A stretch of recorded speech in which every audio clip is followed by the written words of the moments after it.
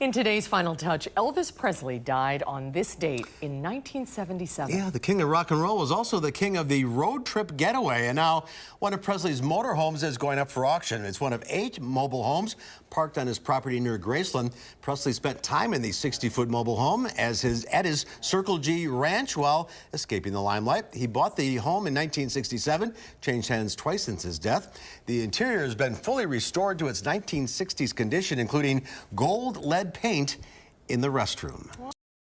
I didn't even know he had those. That's our time for now. Thanks for watching. News 3 at 5 starts right now. Right now at 5, Democratic nurses are traveling the state protesting Senate candidate Leah Vukmir's health care agenda. A reality check on an ad in the race for governor that focuses on how state Superintendent Tony Evers handled the license of a Middleton teacher. And a familiar face could be returning to the field at Lambeau Field tonight. Packers preseason action. We'll have a live report from Green Bay. This is News 3 at 5. And thank you for staying with News 3. Republicans are pushing back tonight after Democratic nurses are traveling around Wisconsin protesting their U.S. Senate candidate's health care agenda. The Democratic Party is calling it the Leah Vukmir Isn't For Us tour, and it's headed to most of the major cities in our state. Rose Schmidt is in the news center to explain. Rose? Yes, well, Leah Vukmir is a pediatric nurse, and she said in the past that's why health care is so important to her. But the Democratic Party is gathering a group of nurses today to oppose Vukmir's stint on health care and show their support instead for her opponent, Democratic U.S. Senator Tammy Baldwin. Nurses and health care professionals alike are touring Wisconsin's major cities with one goal in mind. But although I work in critical care, I think every day about the importance of affordable and accessible health care. Praising Democratic U.S. Senator Tammy Baldwin, who supports the Affordable Care Act, while highlighting what they call her opponent Leah Vukmir's, quote, dangerous health care agenda. I hear that Tammy's opponent, Leah Vukmir, is also a nurse, but honestly, I have trouble believing it. Nurses understand the need for affordable and accessible health care in this country. Vukmir's campaign is fighting back against the group of nurses organized by the state's Democratic Party, saying as a pediatric nurse, Leah Vukmir knows how to lower premiums and increase health care quality. But Two-Face Tammy Baldwin wants a government takeover that would completely destroy health care. Consistently, we have seen from Tammy picking Washington over the people here in Wisconsin, and I think that's a sharp contrast to Leah's record. GOP Executive Director Mark Morgan says that record of working as a state legislator is Vukmir's strength and what led her to win in Tuesday night's primary. Vukmir has said she supports the full repeal of the Affordable Care Act and wants to replace it with what she calls free market solutions. I think you keep looking back to, again, what the governor has done, the legislature has done here to stabilize health care prices. At the same time, you have Senator Baldwin, who supported Obamacare that has resulted in premium increases. Baldwin has said the Affordable Care Act guarantees protections for people with pre-existing conditions, a key issue for the nurses supporting her. U.S. Senate Democrats, including Senator Baldwin, hosted a hearing today in Washington and heard testimonies from Americans with pre-existing conditions. The group of Wisconsin nurses are now continuing their tour in Milwaukee, Eau Claire, Wausau, and Green Bay. Rose Schmidt in the newsroom. Rose, thank you. Republican U.S. Senator Ron Johnson met with Supreme Court nominee Brett Kavanaugh. Senator Johnson says he spent about an hour talking with Kavanaugh and calls him highly qualified to be the next Supreme Court justice and has a long record, close to 300 decisions while on the D.C. Circuit Court of Appeals. Senator Johnson calling on Democrats to support Kavanaugh. I'm going to obviously support his nomination. I would like to see every senator support the nomination of such a qualified jurist and such a decent man. Democratic Senator Tammy Baldwin tweeted, quote, the people of Wisconsin need a fair, impartial, and independent Supreme Court justice who will stand up for them, not for powerful special interests. I don't have confidence that Judge Kavanaugh would be that justice. An early attack ad in the race for governor focuses on how State Superintendent Tony Evers handled the license of a Middleton teacher. News 3 political reporter Jessica Arpa has what you need to know about this case. It is tonight's reality check. The case of Middleton teacher Andrew Harris started back in 2010, but there are some things you should know about the timeline that show up in this ad from the Republican Party of Wisconsin. A teacher viewed and shared pornographic material at school. Tony Evers knew about it. The same teacher made sexual remarks about the bodies of middle school girls. Evers knew that too. This needs clarification.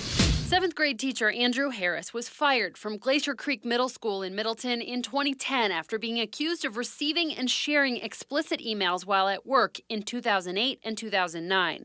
Harris appealed his firing, and in 2012, an arbitrator ruled he should go back to the classroom. The district then asked the State Department of Public Instruction to revoke his license. That's when Tony Evers would have known about or been involved in policing this conduct. The Middleton Cross Plains School District sent a full investigative report that included the allegations of Harris's comments about students to the DPI as they considered revoking his license. Yet, despite calls from parents and school officials, Tony Evers sided with the union and refused to revoke the teacher's license. This also needs clarification. It's true that Harris's license was not revoked by DPI, but you should understand why. In a letter to Harris, DPI says his conduct did not fall under the definition of immoral conduct, which in 2009, when the incidents occurred, was defined as, quote, conduct contrary to commonly accepted moral or ethical standards and that endangers the health, safety, welfare, or education of any pupil. DPI said the investigation determined the conduct did not involve children, and Evers says he was just following what the law said was required. Simple as that. I was following state law as a constitutional officer. That's what the people of Wisconsin expected of me as state superintendent.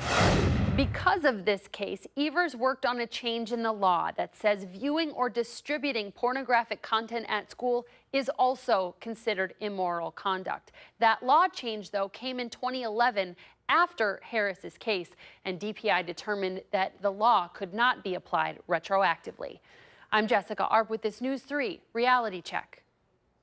Harris remains a teacher at Cromery Middle School in Middleton, where he was placed after his reinstatement. If you have an idea for a reality check, send it to us at realitycheck@channel3000.com. Let's get a check on the weather now. Gary Canalti is in the Weather Center. A little rain out there, Gary. Yeah, it's popped up again, just very similar to what we saw yesterday. Afternoon showers and thunderstorms. This time I think they'll linger a little bit longer into the evening hours. Let's start out by taking a look at visible cloud track.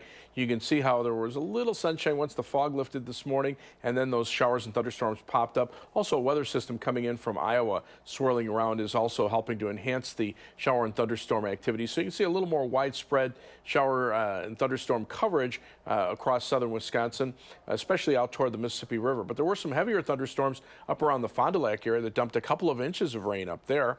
And other areas have seen little or no rain yet. Low temperatures this morning started out mild because of the fog and the humidity. Started out in the mid-60s here at Madison. Janesville didn't drop below 70 degrees.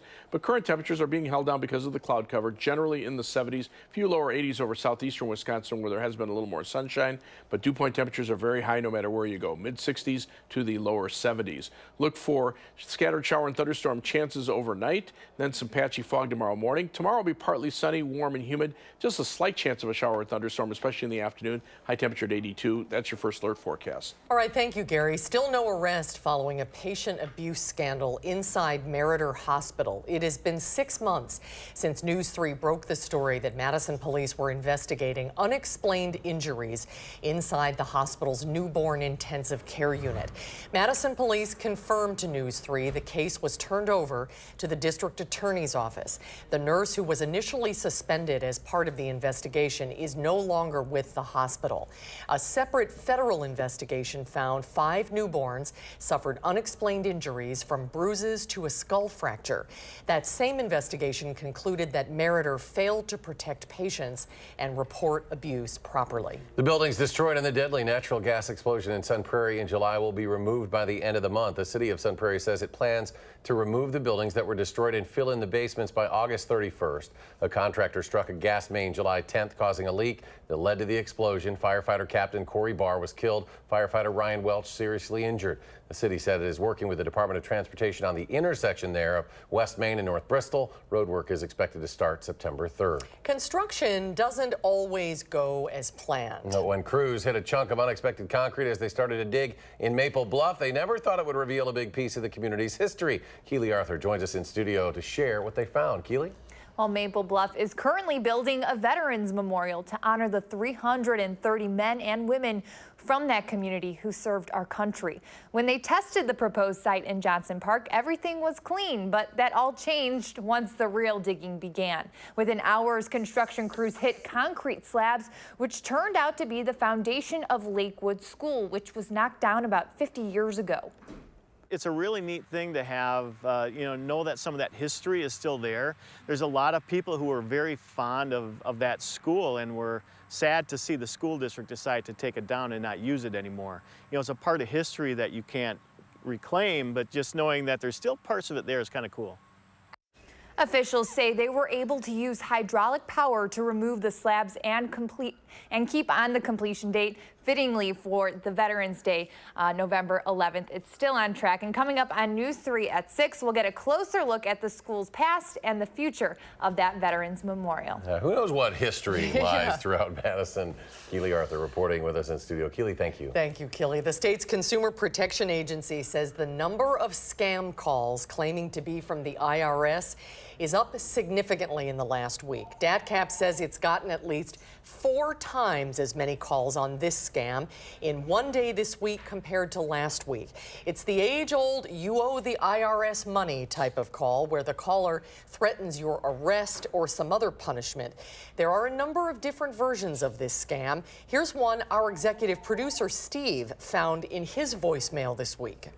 We have just received a notification regarding your tax filings from the headquarters, which will get expired in next 24 working hours. And once it get expired, after that you will be taken under custody by the local cops. Now, just a reminder, the IRS will never call you about back taxes, so if you get one of these calls, just hang up. Green Bay Packers gearing up for their second preseason game tonight, Lambeau Field against the Pittsburgh Steelers. Fans might be seeing a familiar face on the field this evening. Our Melissa Kim has more on the preseason matchup. She joins us live from Lambeau Field. Melissa? Well, hi there, Susan and Eric. A couple familiar faces maybe. Actually, just saw TJ Watt, former Badger linebacker, warming up on the field up here. A lot of fans yelling his name, of course. I'm sure a lot of Watt fans in this crowd tonight. Also, another familiar face, the one that we were originally talking about, Aaron Rodgers, said earlier this week that he will expect to play tonight because, he just wants to get out in front of this Lambeau crowd. He hasn't for a pretty long time now, since last year. And this is the last preseason game here at Lambeau. They're on the road for the next 2 games. Now, Rodgers has been a little critical of the younger wide receivers. He was last week for their, effort, just kind of getting into the groove of things. And this week, he kind of continued that, saying that, to play in the NFL, you have to have that inherent want, that inherent need to get better all the time to want to win. So here's what he had to say about those young guys this week. I hope we're not that soft. I hope we can, hear comments or read comments and not get offended by things. It's a professional environment. It's not a personal environment. The things I'm saying, and I don't have some vendetta against any player. I care about winning, number one. And I'm going to say and do the things that I feel like can advance us. It's going to be tough at some points. It's not a popularity contest all the time. Obviously, as a human, you like being liked and appreciated, but I'm trying to win games because that's my job. So some pretty strong words there from QB1. I was going to say it's such a nice overcast day here with a nice little breeze coming through. We did hit some really strong storms coming in Waupun on the way up here, but there are some raindrops falling just as we came live to here right now at Lambeau. So fingers crossed that it's not a rainy day game for us today here, guys. Yeah, and if it's raining, they better just keep 12 off the field. I don't want any injury risks to that guy. Yeah. Right? All right, Melissa. Don't want to chance it at all. Not for this. All right, Melissa Thanks, Kim Eric. live at Lambeau. Melissa, thank you. Thanks, Melissa. There's more to come tonight at 5. Up next, the Queen of Soul has passed away at the age of 76. How people all across the country are remembering Aretha Franklin. What lawmakers are saying after the White House revokes former CIA Director John Brennan's security clearance. And on Wall Street, the best day for the Dow in 4 months, soaring almost 400 points. The Nasdaq up 32, the S&P surged 22. We'll be right back.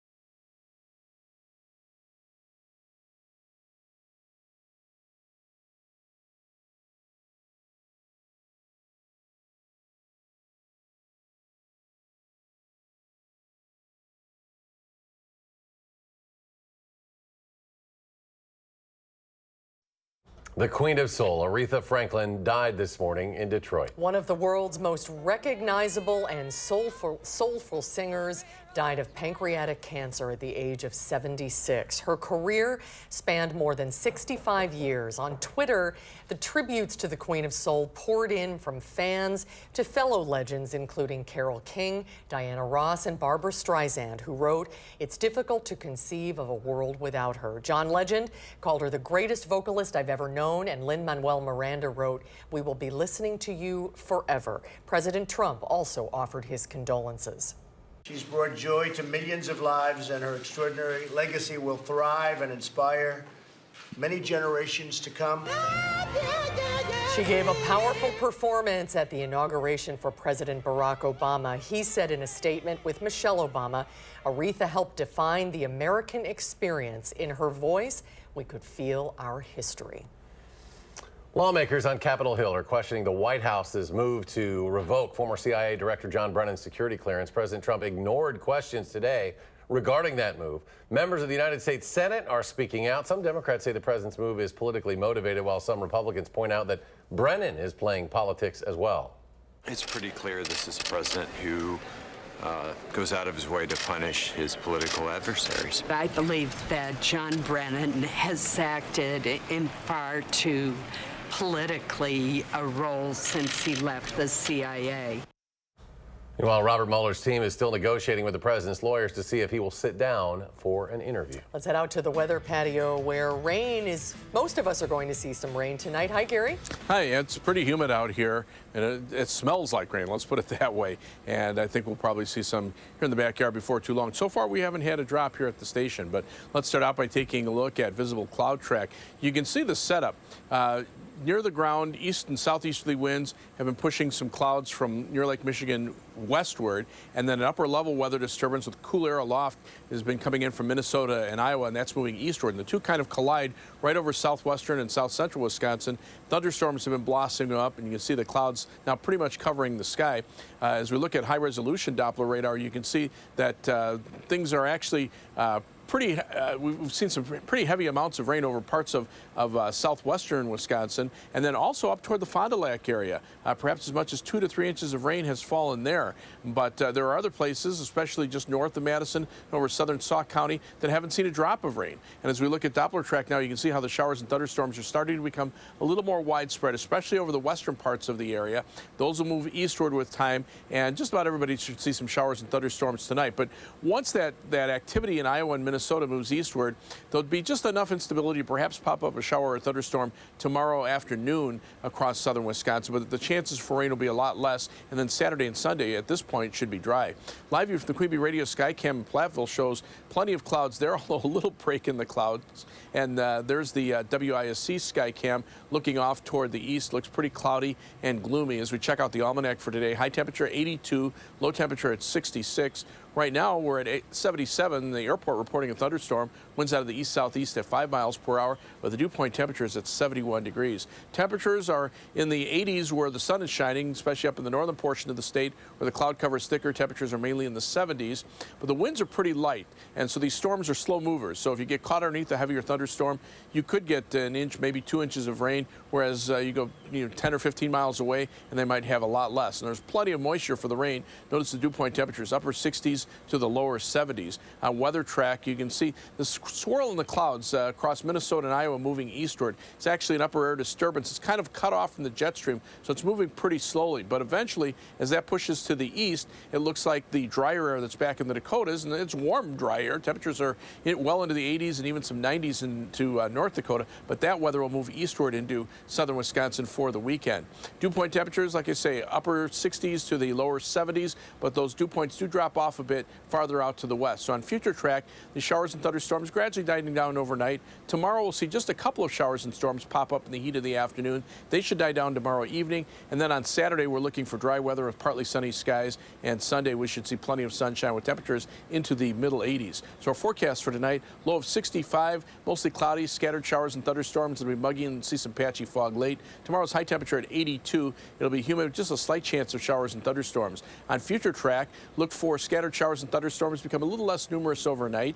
Then low temperatures will drop into the mid-60s. Tomorrow, a couple of showers and thunderstorms popping up, mainly in the heat of the afternoon, highs in the lower 80s. Those will die down quickly tomorrow evening. Skies will be partly cloudy overnight with lows in the mid-60s. And Saturday should be partly sunny. At this point, we're looking at a dry forecast with high temperatures eventually into the lower to middle 80s. As we look at the rainfall amounts, could be looking at anywhere from a quarter to half-inch range generally, but some heavier amounts in excess of an inch or two in a heavier shower or thunderstorm. 7 to 10 day forecast does call for cooler weather after the weekend. Those temperatures will drop off into the upper 70s on Monday and mid 70s on Tuesday with some rain chances, and then temperatures will warm up toward the end of next week back into the lower to middle 80s. As we take a look at first alert traffic, eastbound on the Beltline, that seems to be a trouble spot. This is a live view from the DOT camera at Rimrock Road, starting to open up a bit at that point, but right now we're showing delays at least from around John Nolan Drive or Rimrock Road back westward to almost to Whitney Way. Westbound delays start around Fish Hatchery Road and go back toward John Nolan Drive. So about a half-hour commute in the eastbound direction from University Avenue to I-3990. Back in the westbound direction, about a 17-minute commute. Down toward Janesville, some problems on I-3990 heading southward from the Beltline. 47 minutes down to Janesville from the Beltline, 26 minutes out to Sauk City on US 12, and 22 minutes out to Sun Prairie on East Washington Avenue and US 151. That's your first alert traffic. All right, thanks, Gary.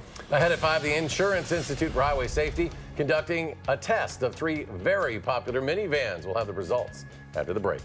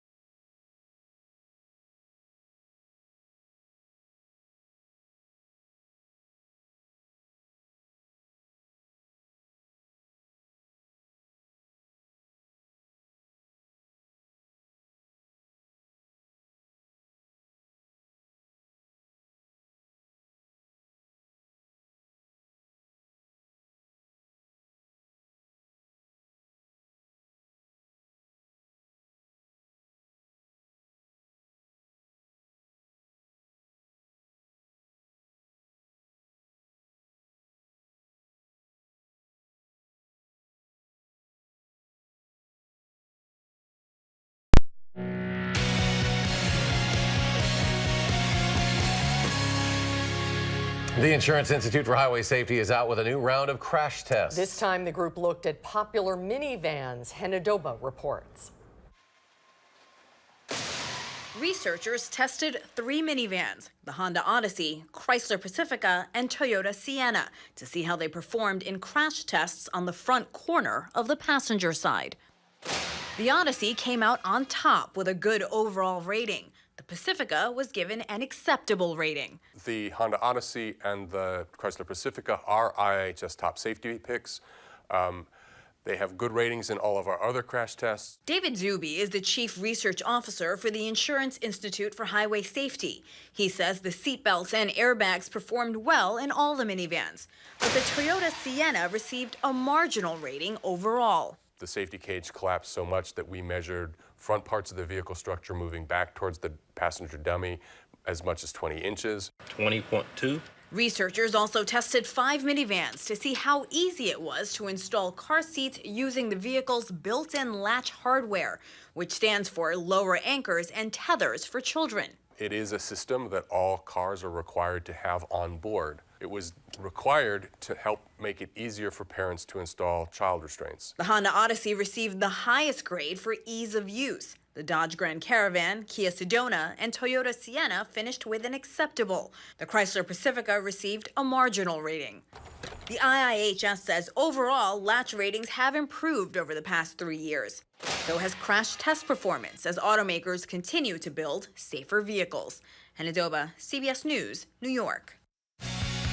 And stay with us. We'll have another Check Your Forecast in a moment.